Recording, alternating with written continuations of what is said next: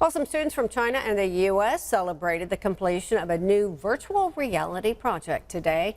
Jasmine Bingham has more on the history behind this simulator.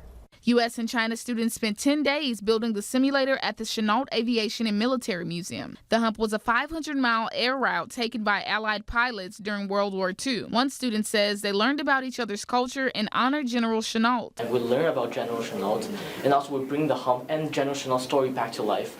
And in the end, we make this museum an iconic symbol that really represents the community. The CEO of the Chennault Aviation and Military Museum says the hump was the only way the U.S. and China were able to receive the supplies they needed during World War II. They decided to do the hump flight, which was a treacherous supply line coming into China, but it is the only way that China and the United States stayed in the war during World War II. They had no other way of getting supplies.